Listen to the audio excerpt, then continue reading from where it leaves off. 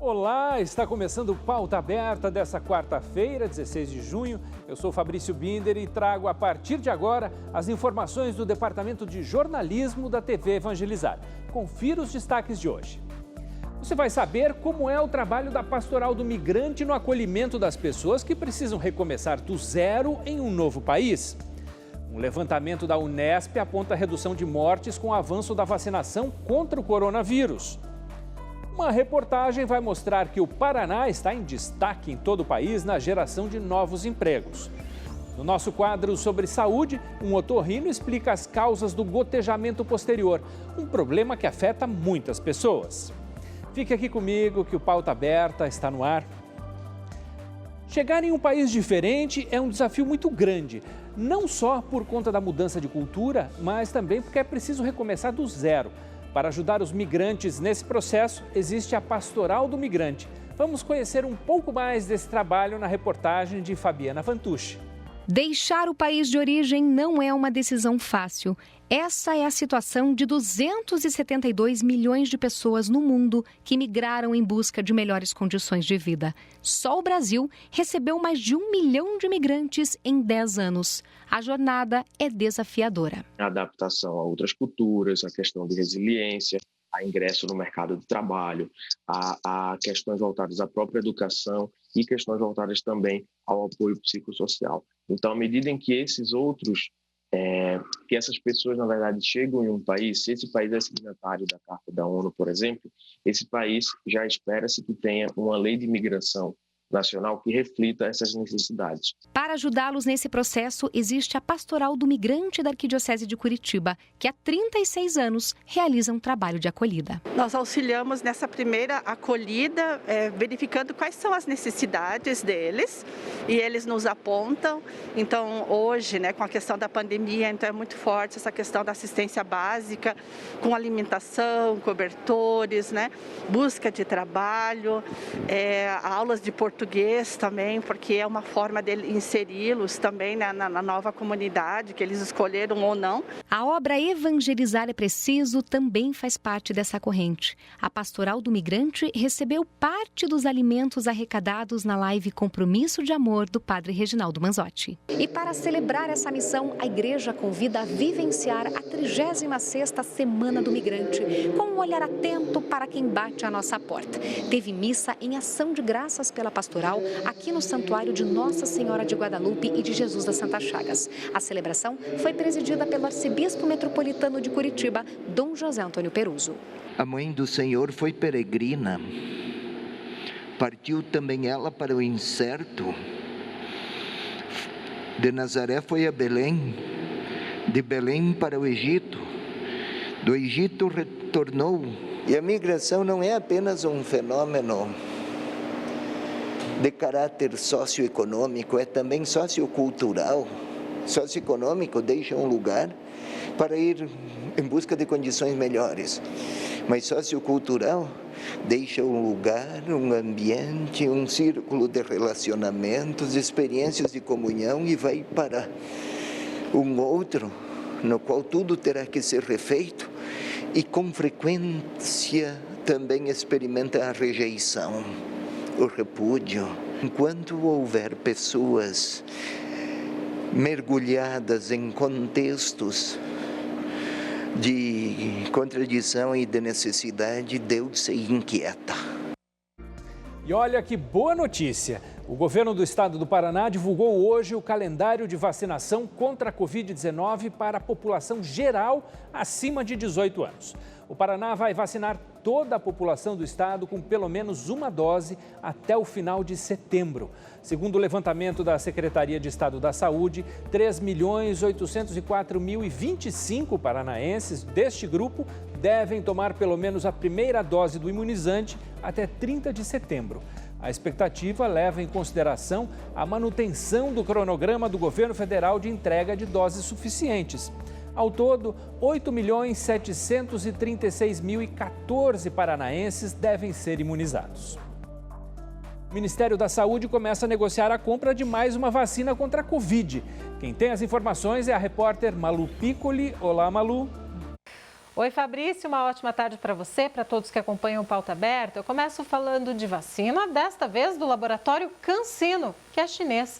O Ministério da Saúde assinou a intenção de compra de 60 milhões de doses da farmacêutica. Caso aprovada, a compra deverá custar 5 bilhões e 200 milhões de reais. Assim como a vacina da Janssen, a da CanSino também é aplicada em dose única. Segundo a Belker Farmacêutica, a vacina da CanSino Biologics foi testada em 40 mil voluntários menores de 18 anos em 5 países: Paquistão, Rússia, Chile, México e Argentina, onde já tem uso emergencial autorizado. Os estudos da fase 3 apontaram que depois de 28 dias da aplicação do imunizante, houve redução de 68,83% no número de casos sintomáticos da Covid-19 e 95,47% nos casos graves da doença. A vacina pode ficar armazenada em temperaturas entre 2 e 8 graus Celsius. Vamos aguardar, então, para ver se mais uma farmacêutica entra para a lista dos imunizantes que serão usados no Brasil. Eu devolvo a você no estúdio, lembrando que daqui a pouquinho eu trago mais informações. Obrigado, Malu. Até já. Um levantamento da Unesp aponta uma redução de mortes por coronavírus com o avanço da vacinação. Confira na reportagem. Daiane está no 6º mês de gestação. Com a liberação da vacina contra a Covid para as grávidas, ela já veio garantir a imunização em busca de tranquilidade para ela e o pequeno Bernardo. Nessa situação, gestante não é nem por nós, né? Também por nós e mais pela criança, pelo bebê. Sabendo que principalmente ele está protegido, a gente fica mais tranquila. Mais um motivo para poder se vacinar. Dona Lindalva até se emocionou ao receber a dose. Conheci gente que teve coronavírus e se curou, conheci gente que morreu e conheci gente que chegou perto da morte. Então, isso é muito importante, a vacina. Não é para menos que a emoção toma conta de quem está se imunizando.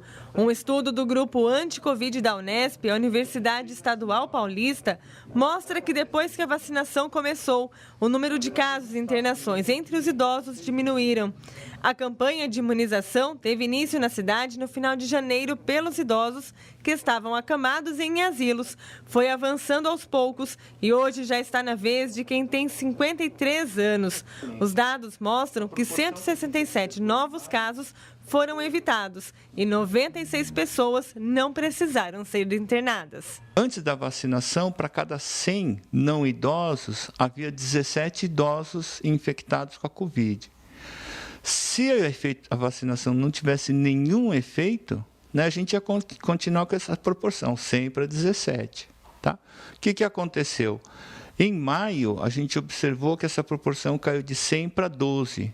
Então, em vez de a gente ter 17 idosos, né, com a doença, né, nós passamos a ter apenas 12. Né? Então, isso mostra que a vacinação reduziu o número de casos. E não é só a queda na quantidade de novos casos que chama a atenção. Outro levantamento apontado pelos pesquisadores mostra que o avanço na campanha de imunização também ajudou a salvar vidas.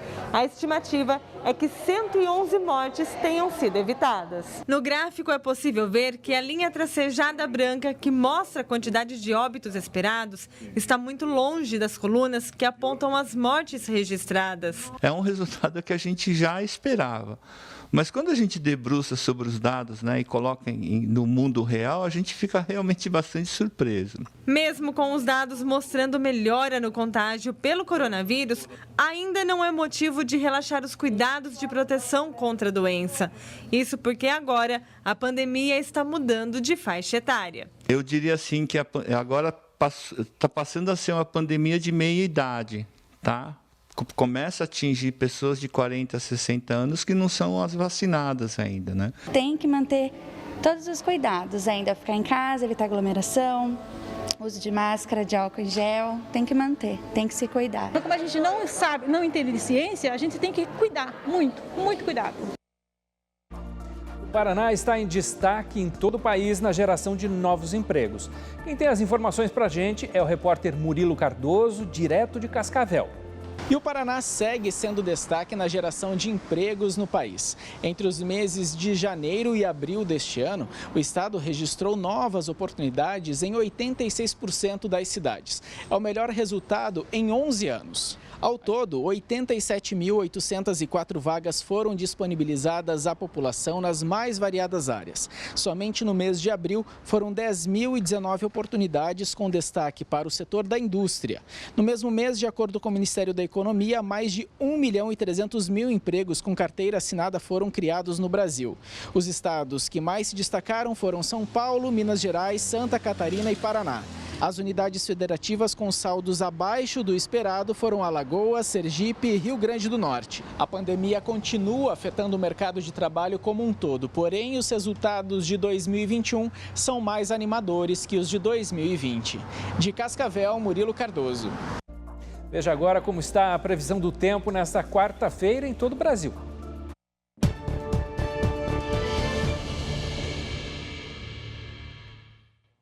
Nesta quarta-feira, o avanço de uma frente fria pela costa da região sudeste vai estimular a formação de muitas áreas de instabilidade em parte da região.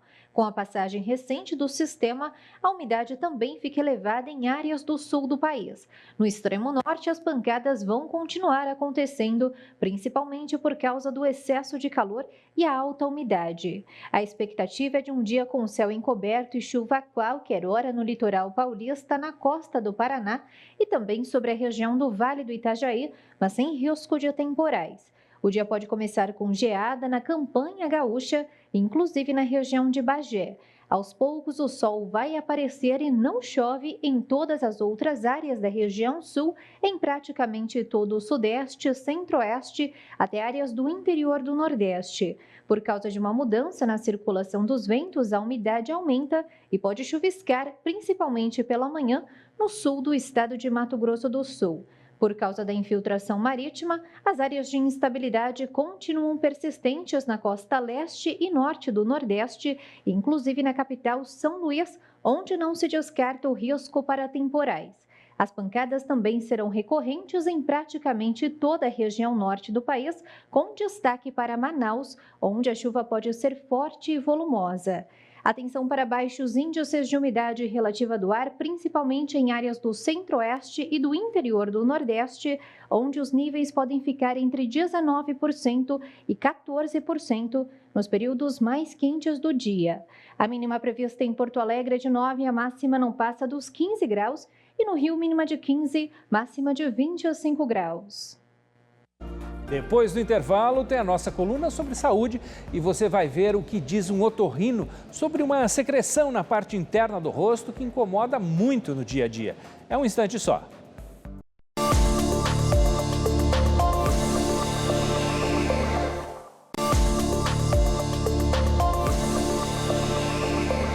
Estamos de volta com o Pauta Aberta. Hoje é quarta-feira, 16 de junho, e eu agradeço a sua companhia e a audiência em todo o Brasil. Quarta-feira é dia da nossa coluna sobre saúde e hoje você vai acompanhar a explicação de um otorrino sobre gotejamento posterior. O nome não é muito comum, mas muita gente sofre com esse problema. Olá, sou o Dr. Paulo Mendes Júnior, sou médico otorrinolaringologista. Você sofre com uma sensação de alguma secreção que goteja no nariz para a garganta, que as pessoas chamam de gotejamento posterior? Isso te incomoda, principalmente ao deitar? Existem algumas causas, vou contar as principais causas. Então vou te mostrar isso aqui primeiro para vocês. Então aqui é o nariz, todo ele, aqui a transição do nariz para a garganta. Tem os pacientes que reclamam que tem uma sensação de alguma coisa presa, ele tenta puxar, não sai, ou ele sente gotejando na garganta. Gotejando na garganta pode provocar um pigarro ou então uma tosse seca, ou às vezes ele pode conseguir sair a secreção. Quais são as principais causas? Primeiro, são causas nasais, ou seja, rinite. A rinite pode ser produzida muita secreção, principalmente aquela secreção mais clarinha que é a coriza. Não somente a secreção da rinite sai por aqui, fica pingando, às vezes tem contato com algum alérgeno ou mudança de temperatura, ou pode gotejar na garganta. Outra situação também é a sinusite, que provoca a secreção nessa região. Já uma secreção mais grossa, pode dar dor de cabeça, alteração no olfato e também dá um gosto ruim na boca. É muito comum em crianças a mamãe perceber um mau hálito nessa criança. Daí quando deita, piora. Por quê? Porque a secreção goteja muito mais fácil. E às vezes o paciente não consegue dormir por estar contendo o gotejamento posterior pela sinusite principalmente. Como você faz o tratamento? Primeiro, fazer uma lavagem nasal, saber fazer a lavagem nasal com soro fisiológico, pode ser com o próprio soro fisiológico que você compra para fazer inalação, ou aquele de jato contínuo que ele vai bem forte e vai até a região de trás e cai na garganta. Cair na garganta você pode cuspir ou às vezes engolir, não teria algum problema nenhum, mas pode cuspir se for melhor para você e assim vai tentar evitar tirar essa secreção lá do fundo, assim pode resolver o problema.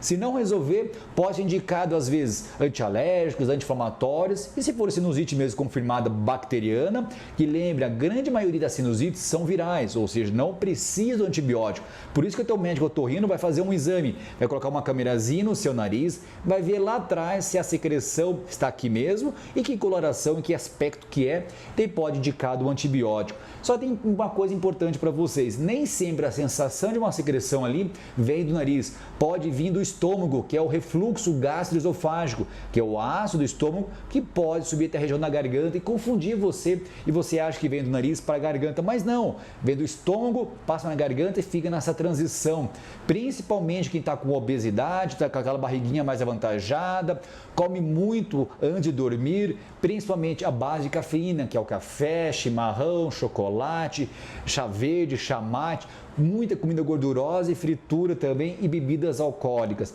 Então, tendo alguma dúvida sobre isso, procure teu médico otorrino para ele fazer esse exame que é endoscopia nasal, para ele tentar diferenciar se é rinite, se é sinusite ou pode ser até o refluxo gastroesofágico. Até o próximo vídeo.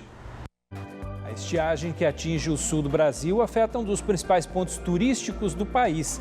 Quem tem as informações é a repórter Malu Piccoli. Fabrício, agora eu volto com uma notícia triste, olha só. A vazão nas cataratas do Iguaçu, um dos principais pontos turísticos do Paraná e do Brasil, está baixíssima. Nesta segunda-feira, um registro mostrou que a paisagem, que normalmente enche os olhos dos espectadores, está resumida a alguns filetes de água. Atualmente, a vazão nas cataratas é de 308 mil litros por segundo. Parece bastante, né? Mas é apenas 1/5 dos 1,5 milhão de litros por segundo em tempos normais. Uma das explicações para a seca nas cataratas do Iguaçu é a situação de estiagem pela qual passa a região de Curitiba, onde nasce o Rio Iguaçu, que abastece a Foz. O rio corta todo o Paraná e já não é de hoje que a crise hídrica preocupa a população e as autoridades. Com essas imagens das nossas cataratas tão sequinhas, eu devolvo para você no estúdio, Fabrício, desejando uma ótima terça-feira para você e para todo mundo que acompanha o Pauta Aberta. Voltamos a falar de vacinação contra o coronavírus.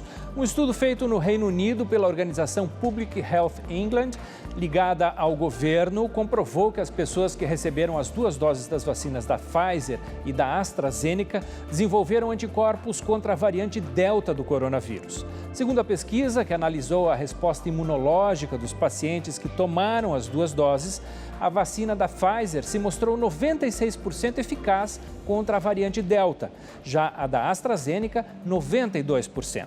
Identificada inicialmente na Índia, a variante Delta é mais transmissível, sendo responsável pela maior parte das novas contaminações no Reino Unido. No Brasil, o Ministério da Saúde já confirmou 8 casos da variante Delta. Essa semana se comemora o Dia Mundial de Conscientização sobre a Violência contra Idosos. A data foi criada em 2011 pela ONU, mas ganhou maior importância agora por causa da vulnerabilidade a que estão expostos os mais velhos durante a pandemia.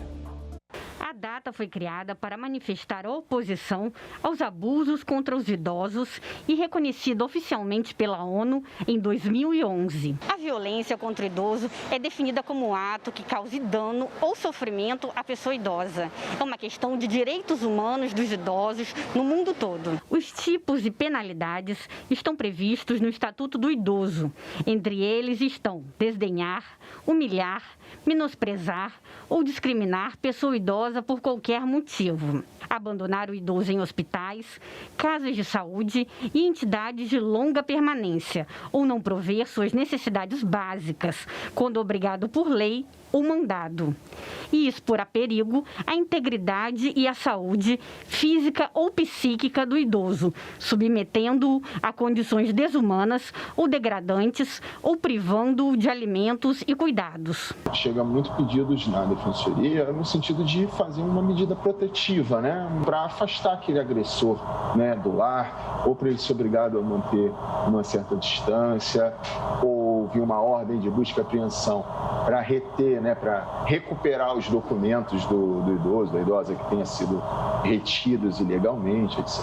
Os pontos de apoio para buscar orientação ou denunciar a violência são unidades municipais de saúde, delegacias, o número 190 da Polícia Militar e o Disque 100 do Ministério dos Direitos Humanos. Estamos lançando o Pacto Nacional de Defesa dos Direitos da Pessoa Idosa, inicialmente em 20 estados brasileiros, e nesse pacto os municípios vão receber uma política de cuidado e uma política de proteção. Aumentou muito o número de bicicletas pelas ruas das cidades em todo o Brasil.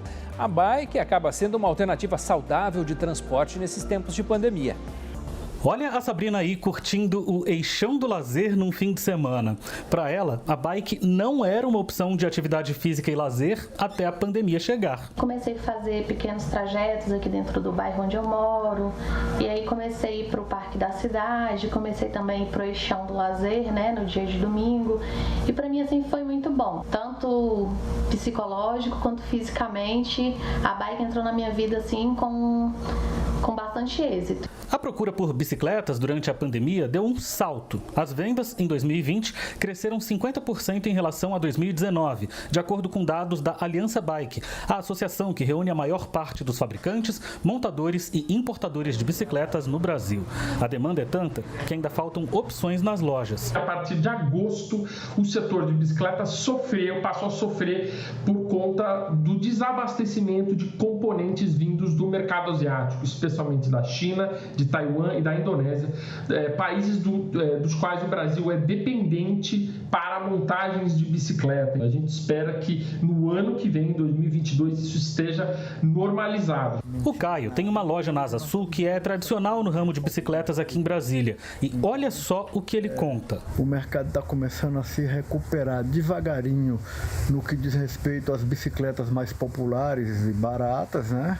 E nas bicicletas mais sofisticadas importadas, que é a nossa pegada, falta produto. O que vende não tem. Pois é, com tanta demanda, precisaremos de mais espaços seguros para pedalar.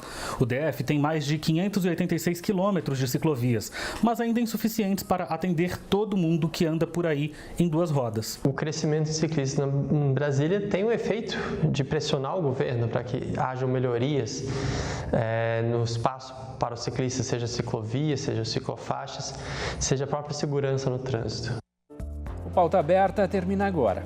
Nós temos um novo encontro amanhã, logo depois do programa Divina Receita com Olga Bongiovanni. Até lá!